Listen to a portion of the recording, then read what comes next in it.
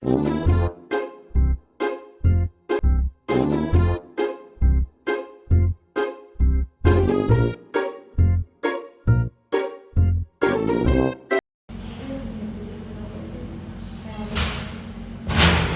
siang murid-murid. Siang, Pak.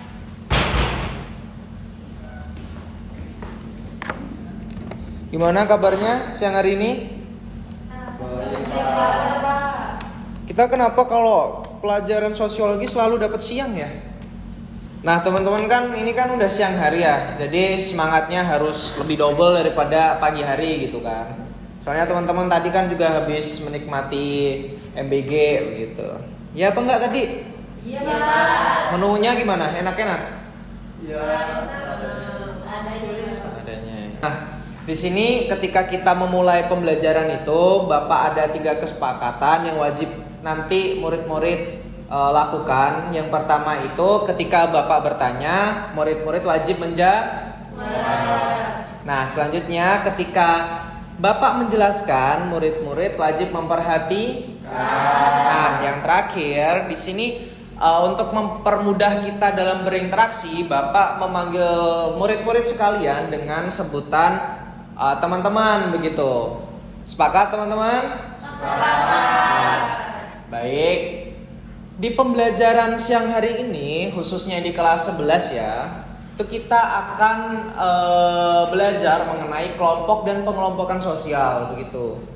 Nah, tapi sebelum kita memulai pembelajaran, tentu saja kita harus berdoa terlebih dahulu begitu, supaya pembelajaran kita pada siang hari ini bisa lancar. Mungkin bisa salah satu untuk memimpin doa, mungkin Mas Ali selaku ketua kelas ya, Mas Ali. Baik, sebelum kita memulai pelajaran pada hari ini, kita berdoa menghadap Tuhan dan mempercaya masing-masing. Berdoa, mulai.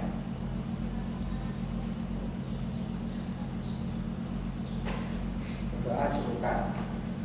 Nah, di sini sebelum kita memulai juga, saya perlu tahu nih siapa aja dari teman-teman ini yang tidak berangkat. Kiranya yang tidak berangkat siapa teman-teman pada kelas kita hari ini? Masjid ya? Kenapa dia? Sakit. Sakit apa? Asam lambung. Ya itulah, kita harus menjaga pola makan ya teman-teman semuanya ya. Nanti mungkin setelah ini Arzetia bisa dijenguk gitu. Oh sudah kemarin. Tapi udah membaik orangnya berarti. Oh masih asam lambung ya? Itu sih, makanya anak muda jarang makan. Nah, kita kan akan belajar mengenai kelompok dan pengelompokan sosial. Di sini Bapak akan menjelaskan terlebih dahulu tujuan pembelajaran dari kita belajar kelompok sosial dan pengelompokan sosial. Yang pertama itu, murid mampu menjelaskan pengertian dan ciri-ciri kelompok sosial serta pengelompokan sosial. Tentu aja di pembelajaran kali ini nanti Bapak akan menjelaskan terlebih dahulu pengertian dan juga ciri-ciri dari kelompok sosial serta pengelompokan sosial. Nah, diharapkan setelah Bapak menjelaskan, murid-murid juga di sini bisa menjelaskan juga begitu. Nah, murid mampu memberikan contoh nyata dari kelompok dan pengelompokan sosial. Selanjutnya, murid dapat menganalisis faktor terbentuknya serta dampak yang ditimbulkan dari kelompok sosial dan pengelompokan sosial. Begitu. Kita mulai di pengertian kelompok sosial. Di sini Bapak sudah memberikan beberapa poin yang sesuai dengan PPT yang Bapak berikan. Ini permanen ya, teman-teman. Yang pertama, pengertian kelompok sosial itu sekumpulan orang yang saling berinteraksi. Gitu. Ketika teman-teman berinteraksi dan juga memiliki tujuan bersama, menyadari adanya kesatuan. Nah, itu termasuk pengertian dari pengelompokan sosial. Pertama, teman-teman itu saling berinteraksi. Semisal contoh ini dalam kelas ini, teman-teman di sini telah membentuk secara sadar maupun nggak sadar, teman-teman itu sudah membentuk kelompok sosial. Yang pertama itu, teman-teman sudah melakukan interaksi. Misal Mas Akbar berinteraksi dengan Ijal, berinteraksi dengan Mila, begitu juga dengan teman-teman. Terus teman-teman di sini juga memiliki tujuan bersama. Pak, Ya. saya ada kegiatan OSIS, boleh keluar nggak Pak? Oh iya, silakan. Dalam rangka apa, Mas? Mau ada festival Pak. Oh iya. Ya, semangat ya Mas ya. Semangat ya, Mas. Nah, di sini yang kedua itu dari pengertian kelompok sosial itu memiliki tujuan bersama. Di sini teman-teman mau lulus apa enggak? Mau. Nah, itu salah satu contoh kenapa kita dalam kelas ini disebut kelompok sosial, karena kita memiliki tujuan bersama, yaitu ingin lulus. Terus yang ketiga, menyadari adanya kesatuan. Di sini maksudnya apa? Ketika teman-teman di sini udah dikelompokkan dalam kelas ini, teman-teman sadar nggak kalau teman-teman ini duduk di kelas 11? Sadar apa nggak teman-teman? Sadar. Itu juga salah satu dari pengertian kelompok sosial. Nah, ini ada Bapak juga menghadirkan beberapa contoh. Salah satunya itu adalah keluarga, tim olahraga, komunitas belajar, dan juga contoh-contoh lainnya. Itu nanti akan kita bahas di ragam kelompok sosial, itu materi kita selanjutnya. Tapi kita fokus dulu dari pengertian kelompok sosial. Nah, di sini kelompok sosial itu sendiri juga memiliki beberapa fase, teman-teman. Fasenya itu apa aja? Yang pertama itu adalah forming. Terus selanjutnya ada storming. Ketiga itu adalah norming. Dan terakhir itu adalah performing. Ini fase-fase apa aja? Sebenarnya bisa kita lihat dari penamaannya ya. Kalau yang pertama itu adalah forming, itu adalah fase pembentukan dari sebuah kelompok. Begitu. Di sini adanya interaksi pertama, bagaimana kedua belah pihak ataupun beberapa individu itu saling bekerja sama dan akhirnya membentuk yang namanya kelompok itu sendiri dari interaksi dan lain sebagainya itu. Terus selanjutnya adalah fase storming. Storming itu apa? Jadi storming itu adalah ketika kita memiliki pendapat-pendapat dari berbagai individu dalam kelompok. Begitu. Semisal kita mau kalau semisal kita nyari contoh itu seperti Mas Akbar tadi yang adalah anggota OSIS.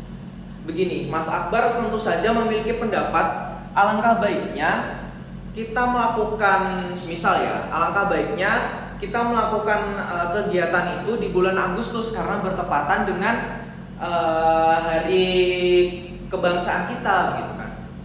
Terus ada salah satu kelompok yang bilang bahwasanya, wah, gak bisa dong kalau kayak gitu, lebih baik kita beda-bedakan saja biar kita fokus pada hari kemerdekaan saja, begitu.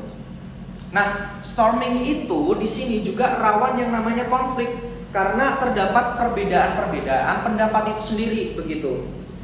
Tapi ketika teman-teman bisa melewati konflik dan tidak membubarkan kelompok akibat konflik itu sendiri, teman-teman nanti akan menyelesaikan konflik tersebut dan ke fase berikutnya, yaitu norming.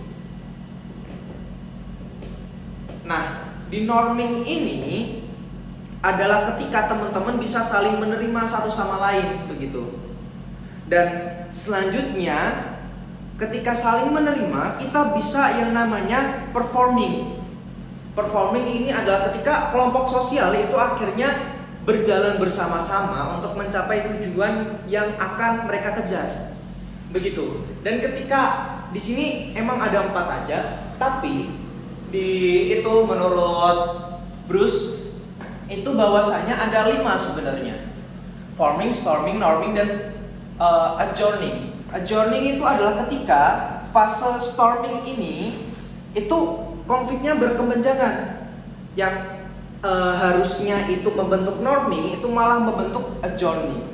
Adjourning ini adalah fase yang sebenarnya tidak diinginkan oleh kelompok sosial. Soalnya kalau kita mencapai adjourning ini, kita akan akhirnya udah selesai nih kelompok sosial akibat konflik yang terjadi, begitu. Ya mungkin sekian dari fase-fase yang dijalanin oleh kelompok sosial, begitu.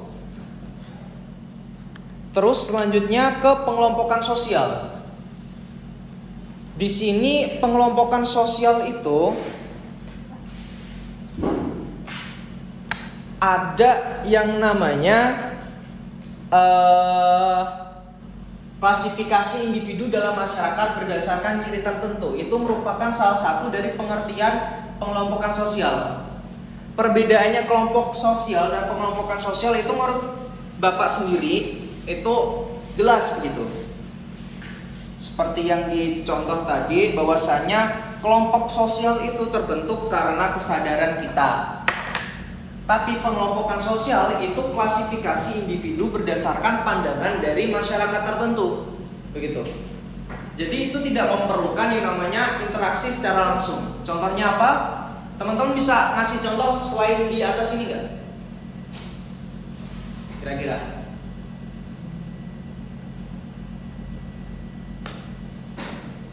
Fans K-pop, Pak. Nah, boleh. Terus selanjutnya siapa lagi bisa ngasih contoh?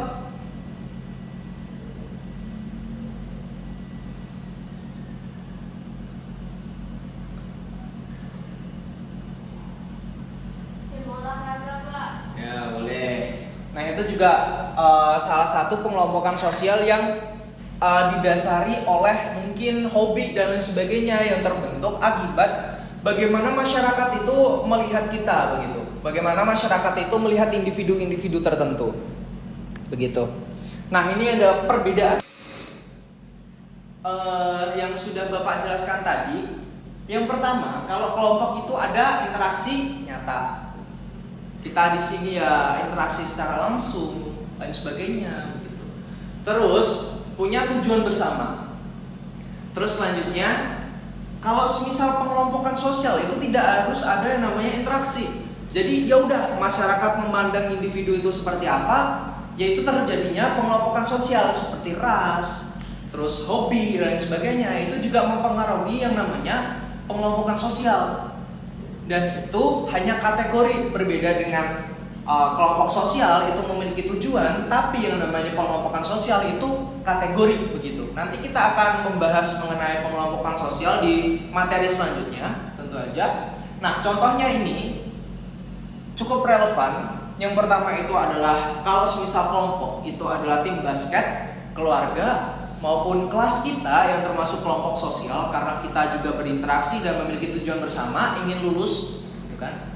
Terus selanjutnya adalah pengelompokan sosial. Itu contohnya adalah remaja, milenial, mungkin perbedaan jenis, kelamin, lain sebagainya, begitu-gitu. Nah, itu perbedaannya dari kelompok dan pengelompokan sosial. Nah, sebenarnya Bapak ada pertanyaan pemantik. Di sini Bapak juga ingin mengetes teman-teman semua bagaimana kepahamannya teman-teman mengenai materi, begitu kan? Di sini Bapak ada juga kuisis sebelum saya tutup gitu atau ke fase selanjutnya. Bapak tuh ada kuisis yang ini juga berhadiah buat teman-teman semua. Ketika nanti teman-teman bisa menjawab, angkat tangan dulu. Nah, ini yang mulai Bapak. Kita tidak menggunakan QR di sini, tapi yang mulai Bapak. Gitu. Nah, nanti yang bisa menjawab bisa angkat tangan, nanti Bapak kasih hadiah. Sebenarnya ini pertanyaan basic yang teman-teman juga pasti akan mendapatkannya di kelas 10, tentu saja Bapak percaya itu. Semoga teman-teman juga memperhatikan gitu kan. Kita lihat. Sorry. Nah, ini.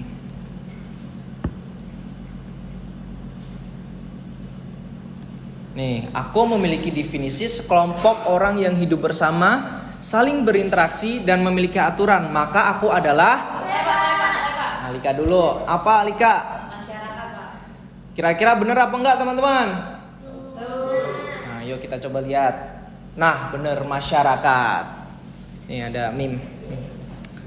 Apa itu tadi? Nah, selanjutnya ada Ya, ini udah dibaca kali ya. Manusia tidak bisa hidup sendiri. Dia memerlukan seorang teman untuk memenuhi kebutuhannya. Maka manusia adalah makhluk. Siap, Pak. Nah, ini Zainab dulu. Nah, ini sebenarnya pelajaran kelas 10 begitu kan. Teman-teman juga pasti akan mendapatkannya kemarin gitu. Cuman karena kita akan ada proyek untuk teman-teman semua, nanti teman-teman mengerjakan LKPD, alangkah baiknya Bapak juga harus mengetes teman-teman sepaham apa tentang materi tersebut gitu. Oke, soalnya itu berkaitan dengan kelompok dan pengelompokan sosial. Ini ada hadiah nih. Yeay. Bisa nanti setelah kelas dimakan. Makasih, Pak. Yuk. Sama-sama. Nah, seperti yang udah Bapak bilang, kita bakal ada jangan berantem. Nah, itu jadi selama kelompok sosial nggak apa-apa berantem, tapi saling maafkan gitu. Maafkan dulu. Nah, nanti bisa dibagi gitu. Itu pemecahan, salah satu pemecahan konflik dalam kelompok sosial. Nggak apa-apa. Di sini Bapak ada 2 penugasan, tapi nanti dibagi kok, tenang aja. Nanti dibagi per kelompok. Di sini Bapak akan membagi dalam 2 kelompok. Yang pertama itu ada kelompok 1 atau sebelah kanannya Bapak atau kirinya kalian. Terus juga ada yang sebelah kanan begitu atau kirinya Bapak. Begitu. Di sini kalau dari warna teman-teman milihnya dari mana? Biru, Pak. Biru. Kalau ini biru, ya udah ini biru aja deh. Pink gak ada. Nah, ini ada. Nah, sebelum dimulai, ini tugas kita itu namanya adalah puzzle of social group, gitu. Di sini teman-teman pertama akan mengerjakan puzzle-nya terlebih dahulu. Itu kan ada puzzle, itu dikerjakan, gitu. Dipasin dulu ini. Kurang pas gitu kan, dipasin dulu sesuai nanti membentuk sebuah gambar. Nah, di gambar itu juga ada yang namanya QR. QR itu teman-teman scan dan nanti akan mengarah ke buku cerita. Buku cerita di situ teman-teman silakan menganalisis sesuai dengan LKM yang udah Bapak kasih. Silakan, mungkin waktunya bisa 5 menit. Dipasin ya teman-teman ya. Di situ ada QR-nya, bisa di scan dan diisi itu LKM-nya.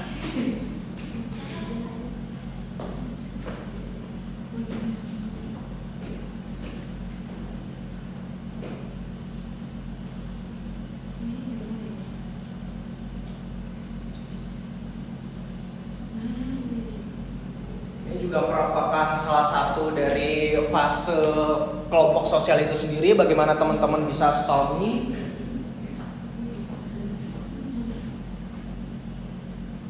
untuk mencapai tujuan bersama atau melalui nantinya, begitu.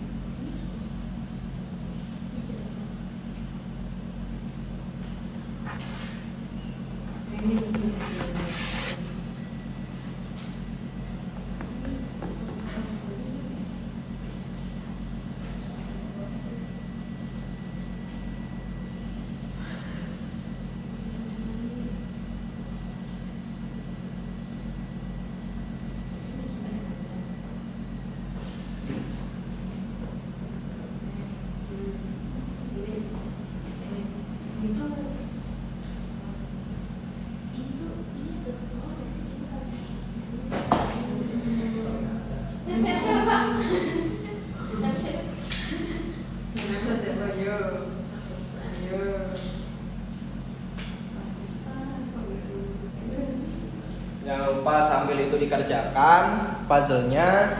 Nanti ketika sudah membentuk QR-nya, diisi juga LKM-nya. Di situ nanti teman-teman bisa menganalisis dari hasil buku cerita. Gitu. Bapak juga sudah sediakan buku ceritanya.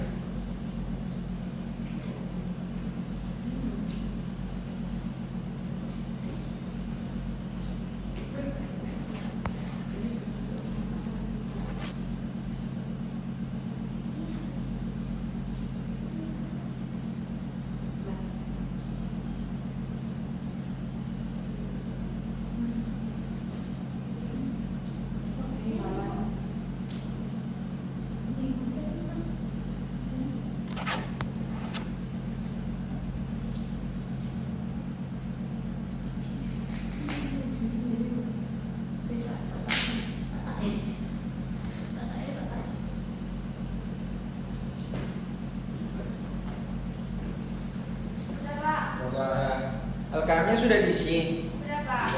Nah, kalau gitu mungkin kelompok yang sudah bisa maju ke depan dulu untuk mempresentasikan hasilnya.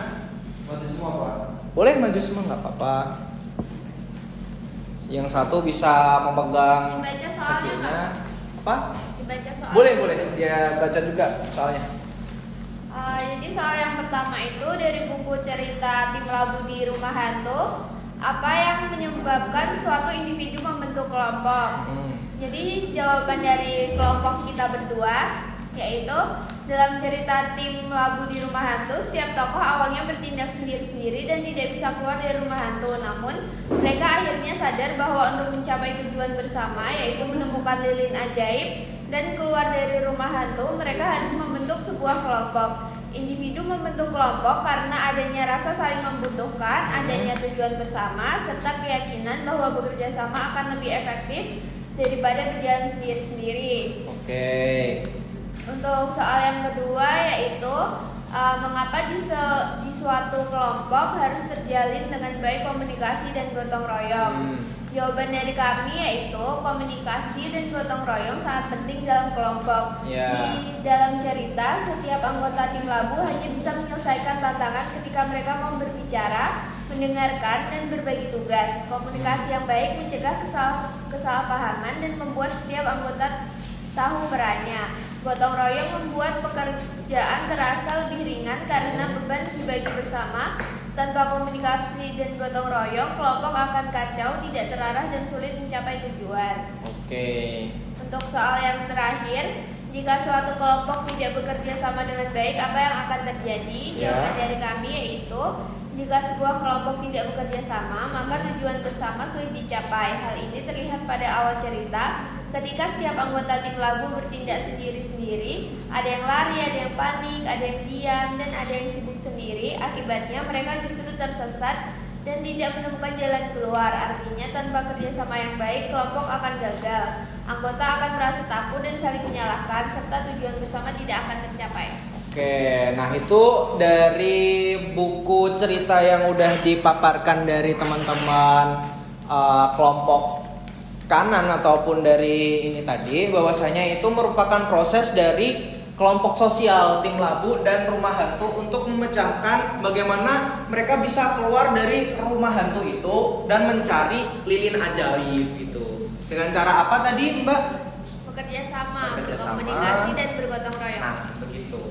Ketika kita sudah ada dalam kelompok sosial, ketika kita ingin mencapai tujuan yang bersama, kita juga harus yang namanya saling percaya satu sama lain. Seperti contohnya Tim Labu itu sendiri. Nah, beri tepuk tangan untuk Tim Labu dan Rumah Hantu. Nah, selanjutnya mungkin bisa dari kelompok ini yang pengelompokan sosial, silakan.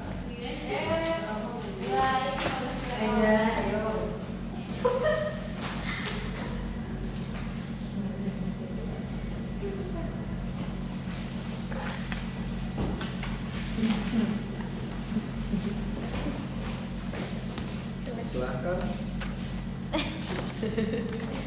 Baik, jadi kami di sini mendapatkan puzzle. Di sini puzzle-nya itu dari buku cerita Pesta Sahabat Negeri Satwa. Dan pertanyaan pertama, menurut kalian apa yang menyebabkan terjadinya pengelompokan sosial? Jadi pengelompokan sosial ini terjadi karena di sini para hewan ini menilai diri mereka berdasarkan perbedaan sifat dan kemampuan. Ada yang merasa lebih unggul karena bisa terbang, ada yang berbeda karena hidup di air, dan ada yang membedakan diri sebagai pemangsa atau pemakan tumbuhan. Nah, dari perbedaan-perbedaan itulah yang membuat mereka terpecah ke dalam kelompok-kelompok tertentu. Nah, selanjutnya pertanyaan yang kedua yaitu dampak negatif yang ditimbulkan akibat terjadi pengelompokan sosial.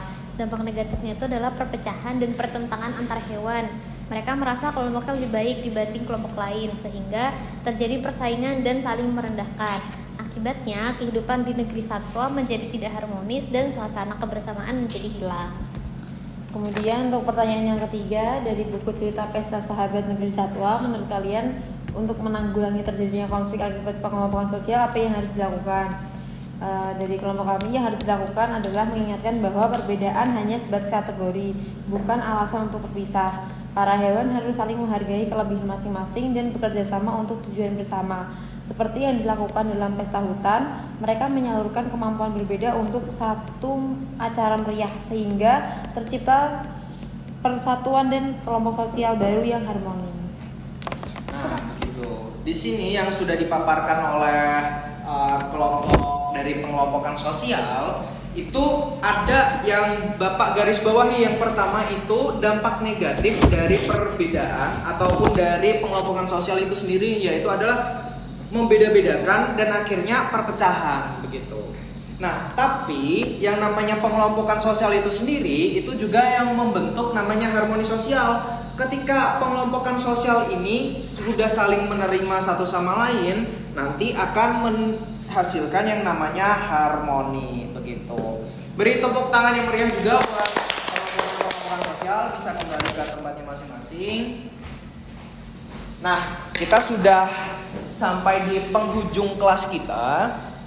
Di sini Bapak ingin salah satu dari teman-teman bisa menyebutkan kesimpulan dari materi kita, yaitu kelompok dan pengelompokan sosial. Bisa mungkin salah satu, mungkin Ahla, silahkan Ahla. Yang kayaknya Ahla ini juga kemarin ini ya berprestasi ya. Iya, makanya. Ya. Silahkan Ahla.